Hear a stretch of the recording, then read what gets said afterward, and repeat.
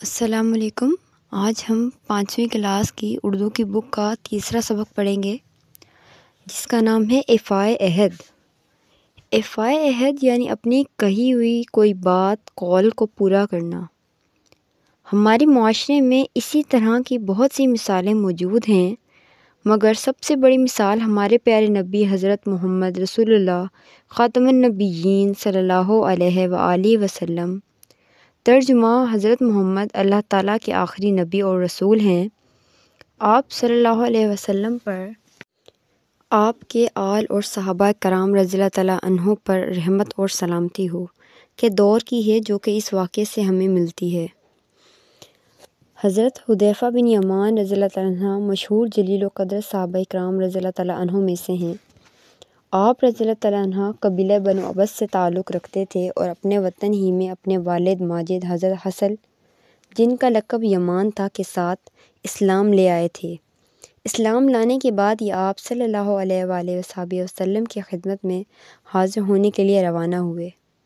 اتفاق سے یہ ٹھیک وہ وقت تھا جب آپ صلی اللہ علیہ وآلہ وسلم غزوہ بدر کی تیاری فرما رہے تھے اور آپ کے مقابلے کے لیے ابو جہل کا لشکر مکہ مکرمہ سے روانہ ہو چکا تھا۔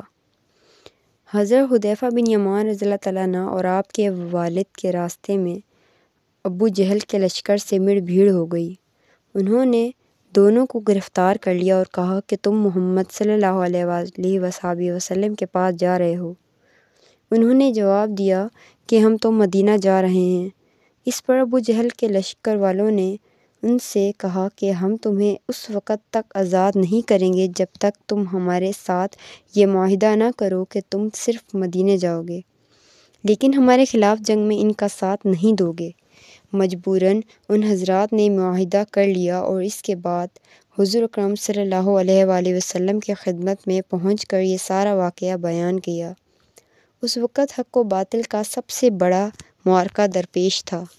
مقابلے ان کفار قریش سے تھا جو اسلحے میں لیس ہو کر آئے تھے اور جن کی تعداد مسلمانوں کے مقابلے میں 3 گنا سے بھی زائد تھی۔ ادھر مسلمانوں کے لیے ایک ایک آدمی بڑا قیمتی تھا، لیکن حضور اکرم صلی اللہ علیہ وآلہ وسلم نے اتنے سنگین اور مشکل حالات میں بھی معاہدے کی خلاف ورزی کو برداشت نہ کیا اور ارشاد فرمایا کہ ہم ان کے عہد کو پورا کریں گے اور کفار کے خلاف اللہ عز و جل سے مدد مانگیں گے۔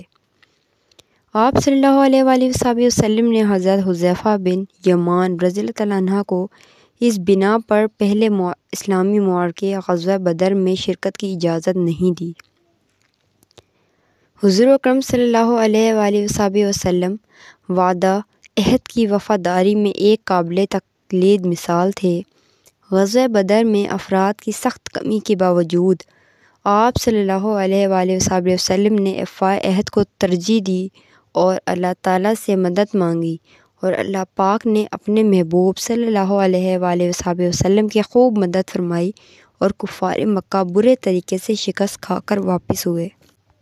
اس واقعے سے ہمیں یہ سبق ملتا ہے کہ ہر حال میں اپنا وعدہ پورا کرنا چاہیے اور ہمیشہ اللہ تعالیٰ سے مدد مانگنی چاہیے۔ شکریہ۔